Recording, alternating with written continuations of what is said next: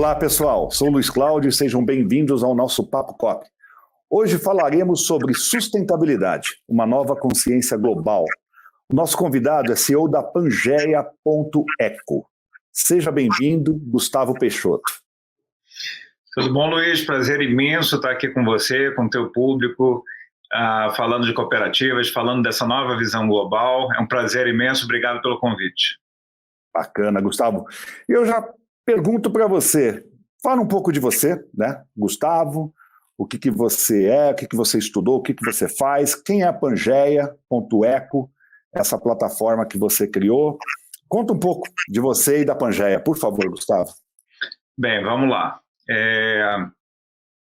Minha jornada começou cursando comunicação, migrei de comunicação para administração, fiz um desfecho em sociologia política e sempre fui aquele cara inquieto por natureza, que sempre olhava um segmento, um setor diferente, tinha interesse, buscava estudar, mas sempre com um viés de empreendedorismo forte. Então, eu tenho uma jornada que passa por TI, restaurantes, eventos, planejamento financeiro, planejamento estratégico, marketing, ou seja, de tudo um pouco. Sou apaixonado por artes e sou um eterno, vamos dizer, um eterno interessado em espiritualidade. Então, tudo que converge por uma visão do ser humano enquanto membro de uma sociedade em transformação me interessa fundamentalmente. Entender como é que a sociedade se molda, como é que os negócios se moldam e como é que a gente consegue individualmente contribuir de uma forma cada vez mais aprofundada para que a gente tenha as mudanças que a gente tanto quer nesse planeta. Às vezes as pessoas acham que conhecem um pouco de sustentabilidade, acham que conhecem um pouco de ESG e sempre fica uma dúvida. Dá essa esclarecida para a gente, no seu ponto de vista, por favor. Bem, o meu ponto de vista é o seguinte, eu acho que a sustentabilidade é um conceito macro, tá? E quando surge a Pangaea, ela surge com um princípio de, antes de mais nada, promover uma expansão de consciência na forma como a gente se relaciona com o planeta. Isso, para mim, é a sustentabilidade. É a nossa relação com o planeta, é o nosso nível de interação para que haja, de fato, uma jornada onde pode haver prosperidade econômica, prosperidade social, a prosperidade nas relações de troca entre seres humanos. Isso, para mim, é a sustentabilidade. Em cima disso, o mercado, de uma maneira geral, vai sempre olhar o que é tendência, normalmente rotula essa tendência, então ESG é um rótulo que daqui a pouco provavelmente vai ser transformado em outro nome, mas na nossa visão Pangaea, que busca sempre essa simplicidade nas relações, na nossa visão o ESG é uma forma de o mercado endereçar relações que privilegiem a relação com o planeta, tá? Minimizem impactos ambientais, que ampare o aspecto social dos negócios e que promova a transparência através de uma governança cada vez mais bem estruturada. Então, a gente faz essa clara distinção entre a sustentabilidade como um princípio até do ser humano, de como a gente consegue, de fato, perpetuar aquilo que deve ser perpetuado, respeitando o planeta. E existe esse rótulo temporário, esse ESG. Na prática, quando a gente vê no mercado, grande parte das ações que hoje em dia tomam corpo em torno do chamado ESG, a gente está voltando, na verdade, para os primórdios. Quando a gente vai avaliar as primeiras sociedades humanas em prol, se organizando politicamente, socialmente, economicamente, naturalmente eles respeitavam o planeta, porque eles olhavam o planeta como o grande palco integrado do qual a vida floresce. Então, o respeito ao planeta e a obediência às questões como estações do ano, épocas de colheita, tudo isso tinha que ser levado à risca para que para que a vida se perpetuasse, para que houvesse comida, para que houvesse segurança, para que houvesse tudo isso. O que a sociedade, conforme ela vai evoluindo e vai tentando culturalmente impor novos modelos, ela vai chegando num ponto em que a agenda cultural e a agenda produtiva, e aí a gente tem um grande pico aí na Revolução Industrial, 160, 170 anos atrás, é exatamente uma aceleração para que os meios produtivos ditassem o que, de fato, a população, o mercado consumidor precisava. Então, a gente começa a desvirtuar um pouco e começa a sociedade a migrar para esse lado de existe uma produção em excesso, como é que a gente cria narrativas para que o consumo aumente na mesma proporção da produção? E o que a gente vive até hoje, graças a Deus, eu acredito que a gente está chegando numa fase final, questionando cada vez mais esse modelo, o que a gente vê até hoje é que o consumidor ele deixou de ser parte de uma massa de manobra que consumia por uma questão de imposição da indústria da propaganda, da indústria do marketing de uma maneira geral, e passa cada vez mais a questionar o que de fato é necessário e o que de fato está envolvido naquele produto, seja em cadeias produtivas, em preservação da natureza, em valores de quem está transacionando, e aí entra toda a bagagem ESG para criar um envelopamento que tenta direcionar cadeias produtivas a ponto de dizer essa aqui é mais socioambientalmente correta do que essa outra. E assim, o que você, na sua opinião, o que está provocando esse movimento? Né? Porque isso aí é um movimento. Há quem diga que isso também é um modismo. Quer dizer, chega o absurdo das pessoas falarem, não, isso é moda, isso logo cai por água abaixo. Mas na sua opinião, o que está provocando esse movimento? Eu acho que tudo, Luiz, tem uma base que é sempre um aspecto mais macro, tá? Os alemães chamam isso de Zeitgeist, né? Que é esse espírito do tempo, como é que ele se transforma. A gente costuma dizer aqui na Pangaea que existem vários ciclos planetários onde nós, seres humanos que habitamos esse planeta, a gente vai entendendo aos poucos como é que esse inconsciente coletivo se molda e essas várias forças, esses vários vetores vão sendo absorvidos por nós, mesmo que inconscientemente. Tá? Então, eu acredito que, em linhas gerais, a gente como seres humanos, a gente está descolando um pouco da narrativa dita oficial, que são os meios de comunicação que impõem, para que a gente, de fato, entre em contato com a nossa essência e a gente comece a desenvolver cada vez mais um senso crítico sobre qual é o caminho que faz sentido para cada um de nós.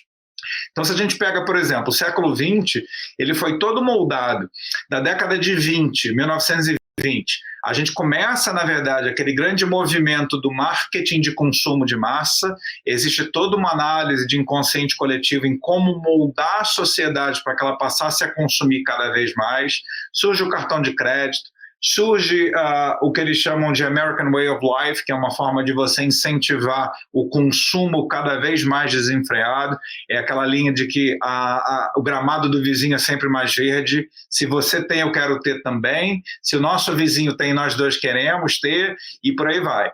Então, a partir daí, a gente começa a ter um mercado publicitário muito forte, vendendo produtos não mais por atributo, como era no início, mas por desejo. Inconscientemente existe todo esse mecanismo para que a gente seja fisgado no sentido de nós precisamos de um produto novo. Existe, inclusive, um documentário que eu acho que trata muito bem disso, e eu recomendo para qualquer pessoa. Você acha no YouTube gratuitamente, são 4 horas de documentário.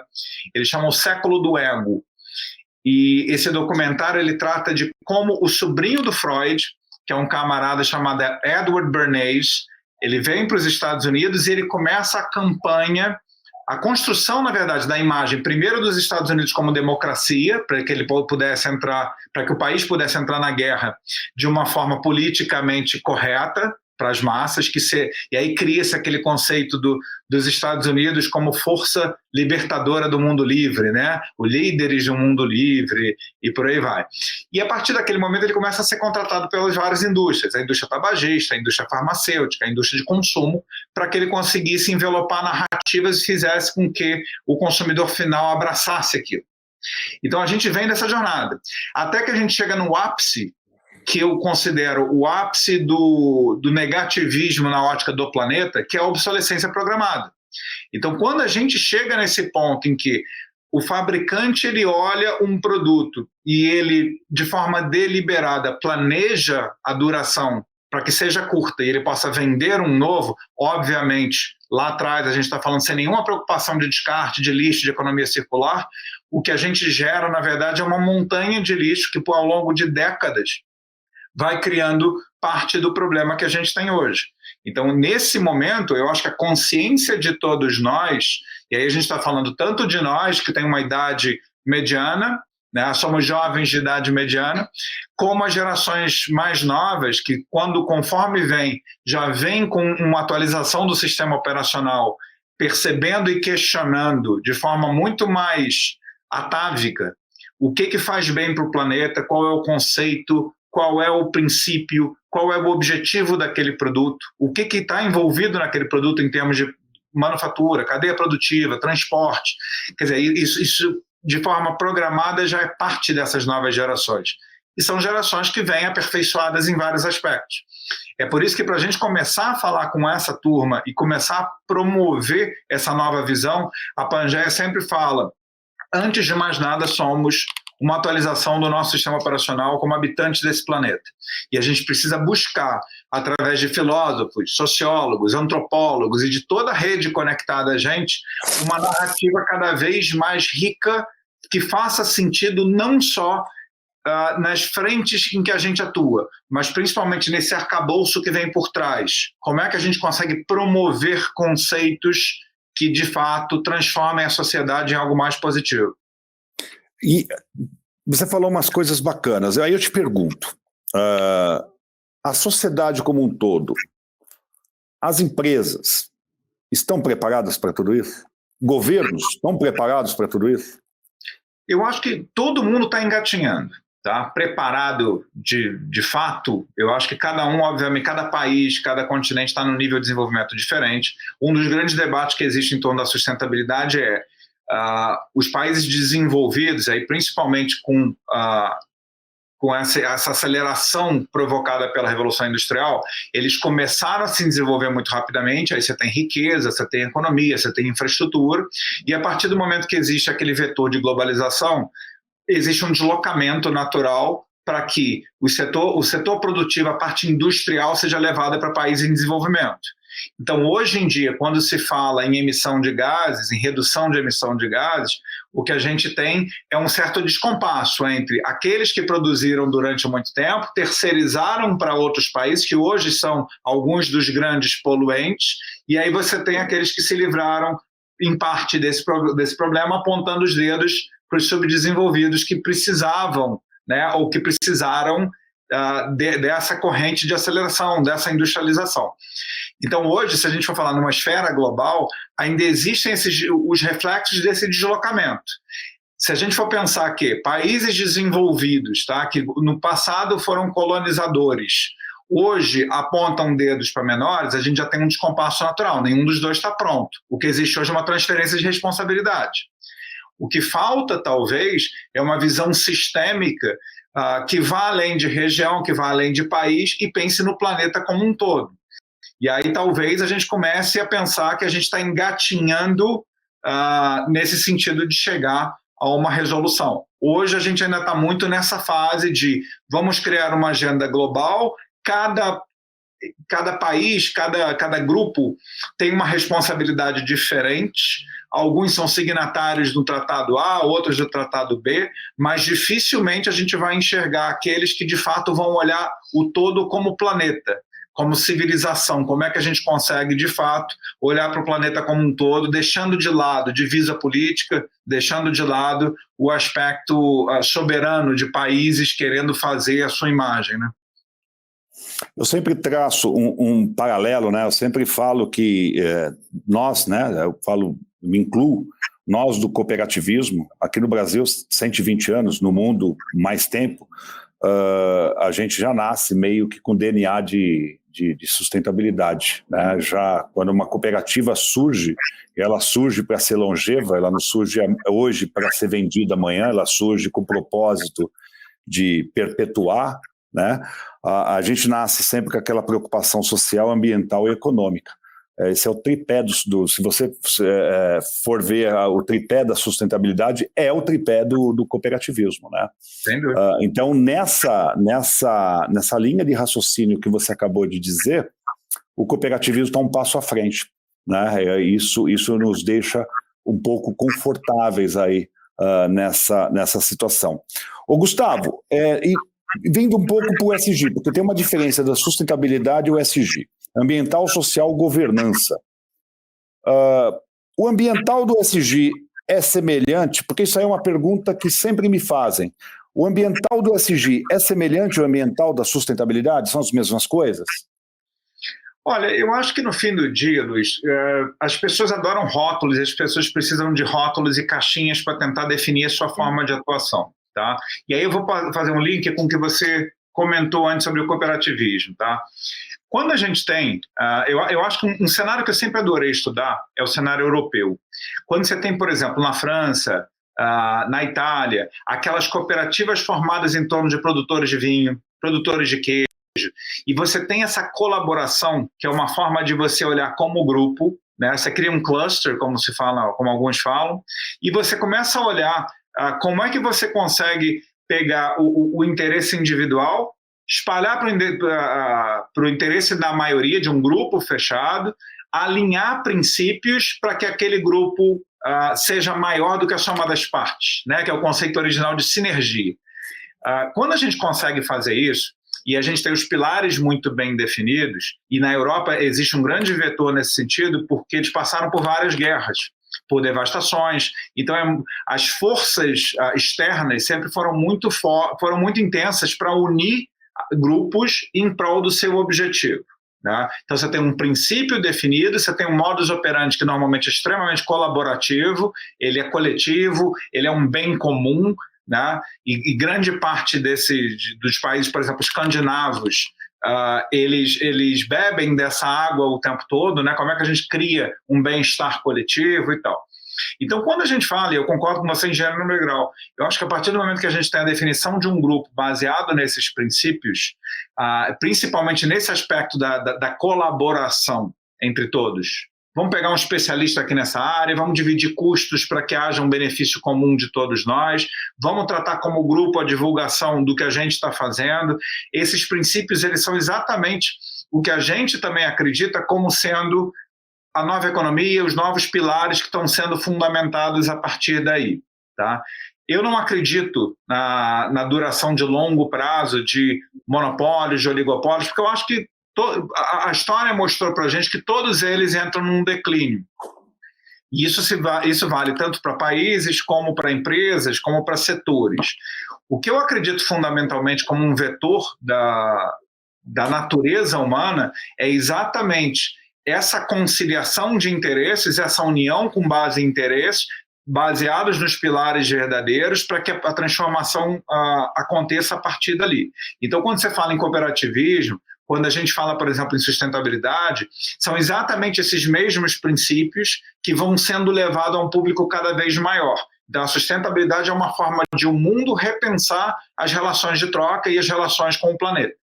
Quando a gente fala em ESG, a gente tem uma diferença aí.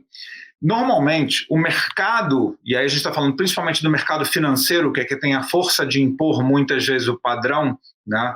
O mercado, quando ele aponta para um caminho, e aí a gente tem no caso do ESG, o BlackRock apontando alguns anos atrás como sendo uma tendência irreversível, como sendo, digamos, o caminho da manada, ele força direta ou indiretamente diversos segmentos, setores, indústrias, empresas a adotarem aquelas práticas rotuladas ESG. E aí o que começa a acontecer é que alguns negócios genuinamente estavam prontos para isso, porque sempre fizeram algumas daquelas práticas, sempre abraçaram algumas práticas. Outros precisam de financiamento, eles estão de acordo com o que o mercado está solicitando. Existe um terceiro grupo que está mais voltado para o marketing institucional. Então, para a minha empresa ser bem vista, eu preciso envelopá-la de verde. Aí surge o termo greenwashing como uma forma de dizer aquilo ali não é genuíno, não é verdadeiro, é simplesmente uma forma de endereçamento para o mercado. O que a gente entende aqui como Pangeia é que, independentemente da grande motivação tá, das empresas, existe possibilidade de investimento, existe orçamento e existe muitas vezes a busca por projetos de ESG na prática. O que a gente faz aqui, independente da motivação do gestor dessa empresa, é pegar esse orçamento, pegar esse investimento e, de fato, endereçar em projetos que vão realizar esse impacto real. O que a gente faz é desenhar esses projetos, apontar, executar, e aí, diferentemente do que grande parte das empresas faz, por uma questão de vício, de histórico, é compartilhar com o mercado os resultados dessas ações. Porque a gente sabe que na grande parte das vezes, a grande maioria das vezes, as empresas acertam, erram e não dividem. Dividem normalmente quando dá certo, né? Você vai para o mercado dizer, olha que bacana o projeto que eu fiz, o impacto que eu gerei. Mas muitas vezes o aprendizado não é compartilhado. Então, o que a gente buscou desde o início é como é que a gente gera visibilidade para o histórico, para que outras empresas possam aprender com erros e acertos das empresas que já buscaram aquele tipo de iniciativa e a gente gerar, na verdade, atalhos para a propagação de iniciativas semelhantes. O que tem muito a ver com esse cooperativismo, com a troca de aprendizado, com a troca de informação para compartilhar, acreditando que juntos somos maiores, de fato, do que a soma das partes. Muito bacana, Gustavo, isso tudo que você falou. O cooperativismo ele é diferenciado nessa esfera. Muitas empresas hoje gastam milhões em se envelopar de verdinho e a gente já nasce envelopado, né? Essa é uma vantagem. Às vezes a gente tem que dar uns gritos aqui dentro do cooperativismo para a gente lembrar disso, porque a gente esquece, né? E eu sempre falo, como a gente tem a Mundo Cop, a gente costuma dizer que a gente precisa falar mais para fora, que nós já nascemos envelopados dentro da sustentabilidade do ESG. Gustavo, o tempo aqui voa, eu acho que cumpriu aqui, daria para a gente ficar falando vários temas e subtemas aqui ligados à sustentabilidade. Queria muito te agradecer aí por você participar desse Papo Cop.